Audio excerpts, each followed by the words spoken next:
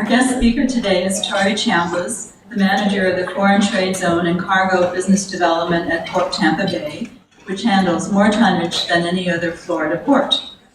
His responsibilities include managing and developing the Tampa Bay Foreign Trade Zone project and increasing the total amount and type of cargo moving through Port Tampa Bay. Before working at Port Tampa Bay, Torrey worked for the Tampa-Hillsborough Economic Development Corporation and was the principal research analyst investigating key macroeconomic indicators affecting the Tampa Bay business community. He also conducted confidential research for companies looking to establish and/or expand their presence in the Tampa Bay market. Prior to moving to Tampa, Torrey worked as a consultant at the American Chamber of Commerce in Mexico City, a consultant for the U.S. Department of State's International Visitor Leadership Program in Washington, D.C., and as a representative staffer at the U.S. House of Representatives. Torrey has an MBA from the Mexican Autonomous Institute of Technology in Mexico City. He obtained an MA degree in International Relations and a BA in Sociology, both from Eastern Illinois University. He is a member of the National Association of Foreign Trade Zones Board of Directors, a licensed customs broker, and an accredited zone specialist. He is also fluent in Spanish. Please join me in welcoming Torrey Chambliss.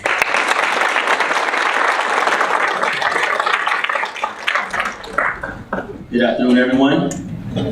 How's everyone today? Ms. Abels, thank you for the introduction. It is always a pleasure to come to events like this and to share the port's message, but mainly to share the camaraderie with everyone. This group, as well as other Rotarian groups across the nation, are doing a service to our country. Raising the community awareness, etc. I am a recipient of Rotarian scholarship back in my high school days. And when I lived in Mexico, there were a couple of Rotarians that were sent down to Mexico via their Rotarian group as their local communities. So it's always a pleasure to see the effect of your efforts transcend local communities and go outside their home ground and outside this country. So today, we have a brief opportunity to speak about Port Tampa Bay. As Ms. Abels mentioned, I am the manager of FTZ and Business Cargo Development at the port. I am part of the business development team at the port. We are a small team, small group. There are 4 of us. If you include the chief operating officer, there are 5 of us. And our goal is to make sure that more cargo is going through the Tampa Bay market, Port Tampa Bay, and essentially to increase the international footprint of the Tampa Bay Central Florida market.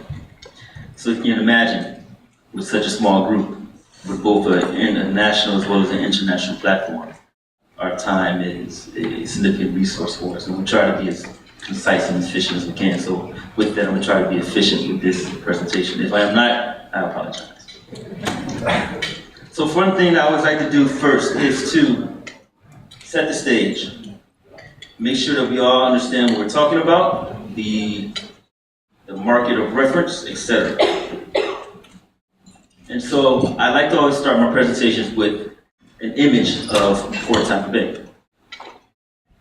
What you see to your left on your screen here is the principal terminal installations of Port Tampa Bay. It's called Hooker's Point. It's right south of downtown Tampa. To your right, you see some highlighted areas. So here, there, both sides, here, and here. All of that is also Port Tampa Bay land. And I use that image to introduce the fact that Port Tampa Bay is the largest port in the state of Florida, in terms of acreage and the amount of cargo that is moved annually. We move approximately 40 million tons of cargo every year. And this goes in the form of every type of cargo. So there is, in the port world, there's bulk, there's anything that moves like a liquid. So that can be petroleum, orange juice, etc. Or it can be grains. If you imagine a bunch of grains in a silo, as you pour them out at the same time, they kind of flow like a liquid. And then there's anything that fits in a container, so it's containerized cargo. Anything that can fit into a container, the chairs, the table, soups, etc. Packed away nicely. And then there's everything that does not flow like a liquid and does not fit in a container.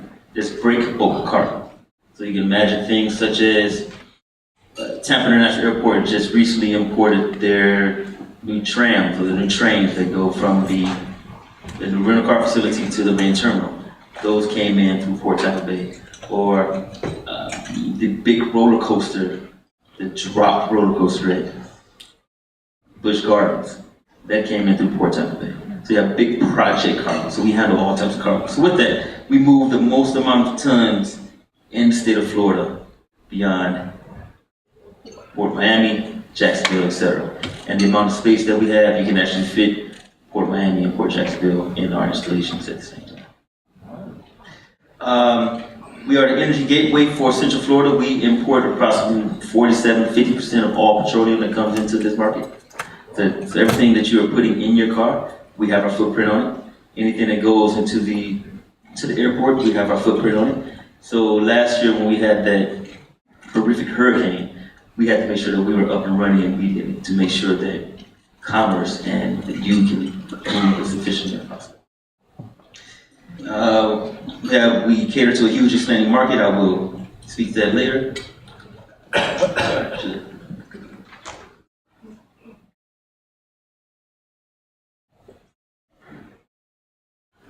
Huge expanding market.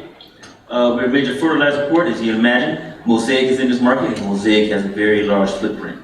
And so we work with Mosaic. We have a major shipyard repair at the port. We have a major cruise home port. I'll discuss that in a slide. Expanding our container and distribution center operations. And, apologize, there seems to be a snafu with the PowerPoint, but we have over 17 billion economic impact in the Tampa Bay Central Florida market and affects approximately 85,000 jobs, either directly or indirectly. So the work that we do trickles down into the economy and it makes sure that the economy continues to flow and to have some type of activity. With that, we are one of the major cruise ports in the state of Florida. We have 4 major cruise lines. Carnival, Holland America, Royal Caribbean, and Norwegian. And just this year, for the first time in Port Tampa Bay's history, we crossed the 1 million passenger threshold. So a round of applause for us. Unfortunately, I have not been granted the opportunity to go on a cruise as of yet, which is unfortunate because I live in the Tampa Bay market now and I can literally just walk out the door and go into a cruise. But I just haven't been able to do it at this point. I hope so in the near future. But if any of you have, they say that cruises are extremely fun. If you haven't left out of Port Tampa Bay, I invite you to leave out of our installation. As mentioned, we have a huge and expanding market. So I'm going to give you a presentation that we give from a commercial standpoint. How do we sell the Tampa Bay market to people who are not familiar with the Tampa Bay market? Or even how do we sell the Tampa Bay market to people who are familiar with the Tampa Bay market, but maybe not at a macro level. Maybe they're more concerned with activities such as Lakeland or maybe in Pasco County. So we look at our market as a regional platform. We kind of skip geopolitical lines. We're not worried about counties, we're not worried about cities, we're worried about activity. We want goods to flow in and out. And so when we sell the Tampa Bay market, we look at items such as the 4.2 million people that live in the Tampa MSA area, which includes Citrus, Hernando, Pasco, Hillsborough, Manatee, Sarasota, and Polk County. We are the fastest growing region in Florida, and we have the largest airport, the largest seaport, and one of the top-rated airports. And so the areas that we focus on are trade and logistics, but also from our partners, we work with corporate headquarters, manufacturing, financial services, agriculture, tourism, defense and security, and life sciences. And surprisingly, the port has its foot in all of these, or hand in all of these industries. As we look from a distribution standpoint, and it relates to demographics, as I mentioned, we ignore the geopolitical lines. And so our market actually includes all of the Central Florida market here from a demographic standpoint. And within that market, there's approximately 10 million people. So we look at 10 million consumers. And all these consumers are going to spend money. is we will make sure that the business community, at least the people that are serving the demand for these consumers, know the impact and know the potential buying power for our market. And on top of that, the state of Florida itself has 118 million tourists per year. Just for the Tampa Central Florida market, Tampa Orlando market, there's about 60 million out of that 118 million. So right now you're looking at 70 million consumers on a yearly basis that's coming into this market to either enjoy themselves or live in. And so there's significant buying power. And so from our standpoint, that's a large opportunity to sell goods. And with that, you can see what's reflected in this screen here is a density of circles. There's the amount of distribution centers that are located in the Tampa, Orlando, Central Florida market. And as you can tell, south of Atlanta, we have the largest concentration of distribution centers, which everyone in Lakeland should be well aware of, right? Amazon, Walmart. I heard just right now, it was told me that IKEA opened up a new facility. So distribution-wise, this is a very important conduit for the Tampa, Orlando market and beyond. So when we look at our core market, as I mentioned, it includes 25 counties, 10 million people in the population, fastest growing population center in the state of Florida, and we welcome over 100 million tourists annually per year. And it includes everything. So we cater to people that's going to the beach, on cruises, historic sites, etc., busch gardens, and everything plays within what we do, because we are the engine that feeds everything from behind. And just another slide to show that our core market expands well beyond just the Tampa, Orlando, centralized market. And so when we go out and speak from a commercial development standpoint, we are speaking to people over on the other coast, as far south as Sebring, as far north as Ocala. And then we also go out of state to Atlanta, New York, Chicago, California, etc. Make sure we're speaking to the correct people, make sure that they understand that Tampa Bay is the way to go, and Port Tampa Bay is the way to go. And with that, here are some of the main distribution centers that are here in the Florida market. And you'll be surprised that if you came down to our installations on a particular day of the week, you will see a large orange vessel at one of our docks. This orange vessel is from Brazil, and it is pumping out a tremendous amount of orange juice. Because of some of the effects that's happening here in the Florida market, one, we don't supply enough product for the orange juice sector, or the demand of orange juice for Florida. So something is must be important, because we're a consumption nation. And Brazil helps with that. Also, there's the fact of greening. Greening is damaging our orange groves. So we have to set aside a demand. And the way we can, find competitively priced product and bring it to this country. But in order to meet some of those demands, from a port standpoint, we have to be ready. Our installations have to be viable and readily accessible to receive these types of products. And so some of the things we do is we're always planning for the future. I've been with the port for 5 years now. I've been in the Tampa Bay market for about 10 years now. The port was here well before I was part of the team. It will be here well after I am part of the team, and anyone else that's part of our business development group. And so we all have the understanding that we're in a fortunate position to be a few cheerleaders for Port Tampa Bay and for the Tampa Bay Central Florida market, to make sure that we are leaving something for the continuance of the next generation, similar to what you're doing as an association here. And so some of the things we do at the port, from an infrastructure development standpoint, we create new opportunities to move cargo. Here, we have a rail project to help facilitate the movement of cargo right next to our container yard. We have the I-4 connector that was recently developed with a collaborative product with DOT, Department of Transportation. We have container terminal expansion, which, if you can see in this midsection here, the image, you've probably heard of 2 large gantry cranes that came in from China. in order to help facilitate the movement of cargo or containers off of the larger vessels as they come into this market. And the reason these came from China is because, unfortunately, in the globe, there are essentially 2 or 3 countries that can actually build these cranes. China's one, and Switzerland is the other, or it's a country in the northern part of Europe. And we have better competitive price coming from China. So we have those installed. We have a plan to expand our container facilities. Here. And with all of that combined, now we have 5 gantry cranes. Previously we only had 3, but the 3 that we had only can serve smaller ships. Ships which we reference as the size of the amount of containers they can use or serve.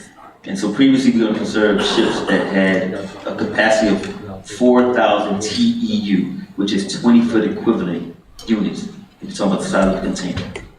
And now we have cranes, with the larger cranes, that can serve vessels up to 9,000, perhaps 10,000 TEUs. And so now we have definitely expanded our capacity. So what does that mean for us? Well, for one, it means that we can attract different types of cargo. So when on top of the infrastructure improvements to get the cargo off of the ships and to move it more quickly, we also have partnerships in which facilities are created in order to help manage the flow of those cargo. In this particular instance, we're looking at Port Logistics Refrigerated Services. It's a new cold storage facility that opened last year at Port Tampa Bay.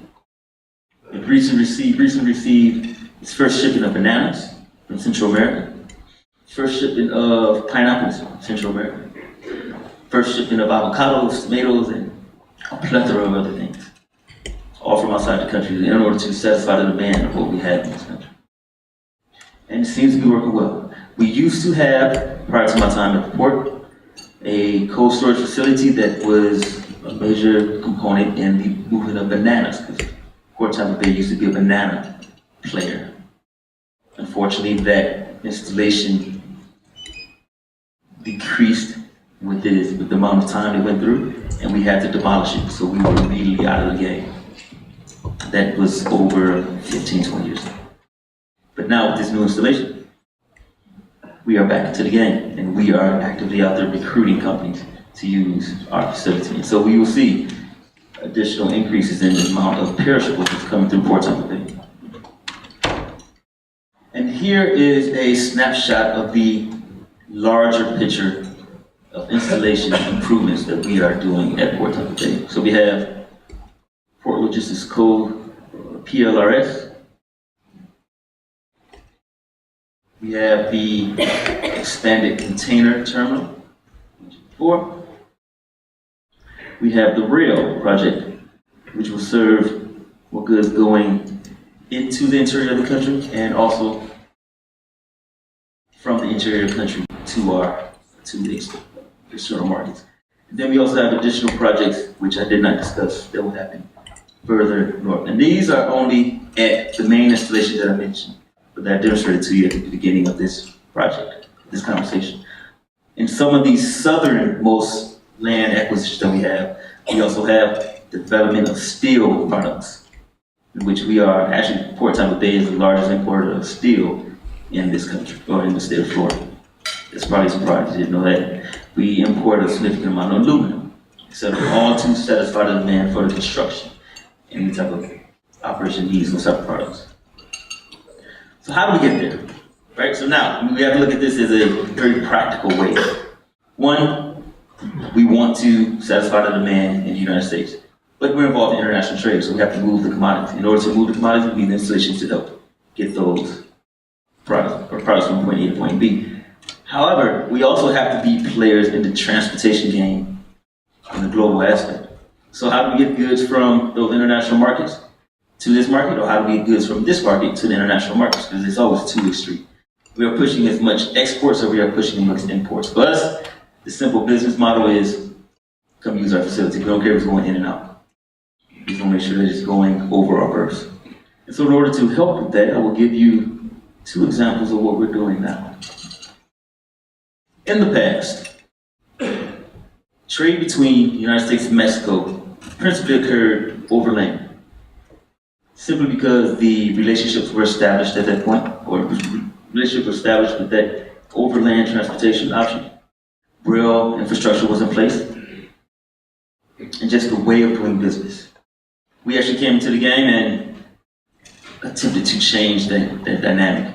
And so now we have direct service from Port Tampa Bay to a few key markets in Mexico. To Altamira, which you see here, Tuxpan, Progreso. And all of these markets are just entry points to the larger Mexican market. The Mexican market, as Ms. Amos mentioned, I used to live there. It's a very dynamic market, a growth market. From the advent of NAFTA to now, the growth in that country has been tremendous. And there's a large middle class there that is spending money, kind of like we spend money there. They're just trying to consume everything. And so this opportunity to transport goods both in and out of Port Tampa Bay to these markets is an opportunity. It's actually one of the largest growth areas for us in the containerized business. Containers come from Mexico. Also, last week, had a great announcement, and actually we still haven't really pushed out this announcement to the larger audience, but it has been in the news. We were able to obtain direct service from China to the United States, to Port Tampa Bay. And why is this important? It's important because, as of right now, China produces everything at a very cost-competitive metric.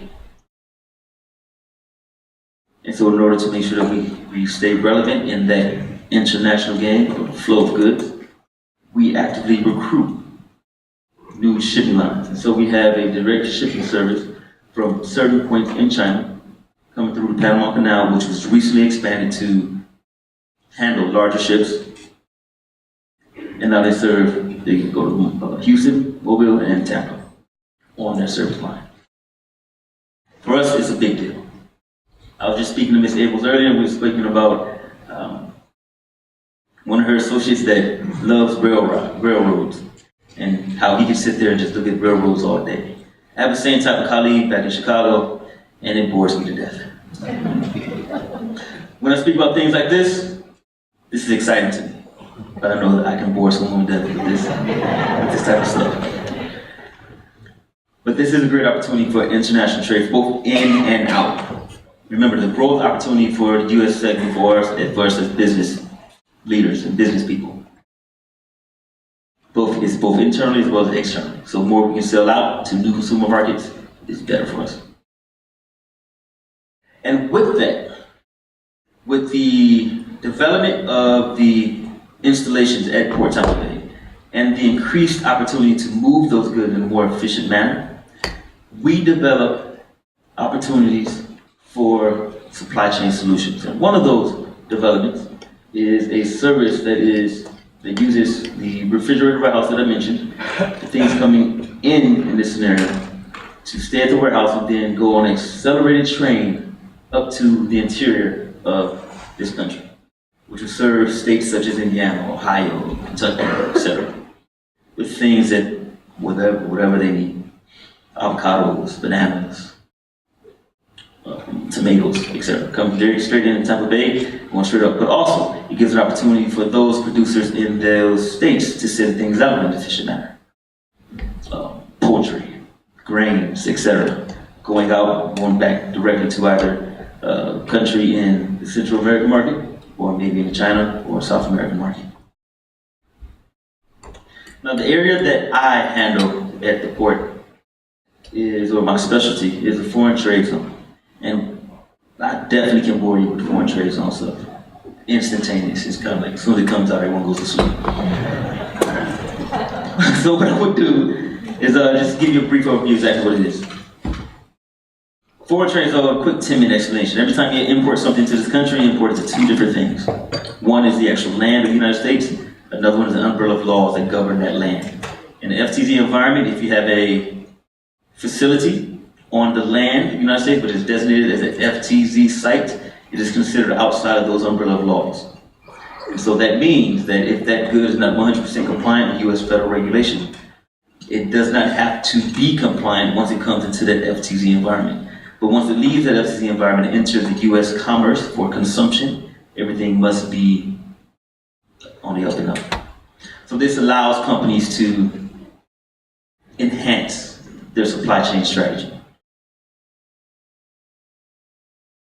So as I mentioned in the second bullet point, everything applies when it comes into the country and leaves FTZ. But while the goods are there, they may undertake a number of different things. They can be broken up, cleaned, distributed, exhibited, graded, mixed with foreign and or domestic merchandise, repackaged, sorted, stored, manufactured, manipulated, etc.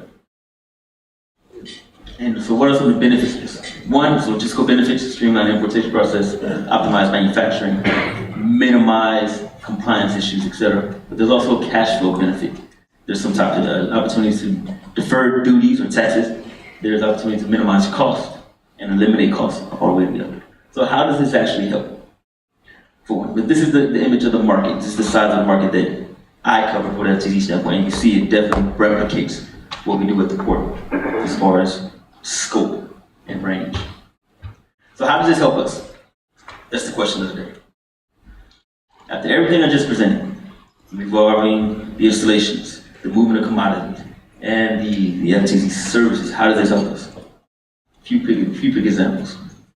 Kinder Morgan, ASIG, MOT. They are in the business of movement of petroleum products. As I mentioned earlier, Port Tampa Bay moves approximately 50+% of all petroleum that comes to this market. Tampa International Airport is a major international airport. They have flights going over to Europe, South America, and up to Canada. The majority of the fuel that is used for those international flights comes through the FTZ environment at Port Tampa Bay.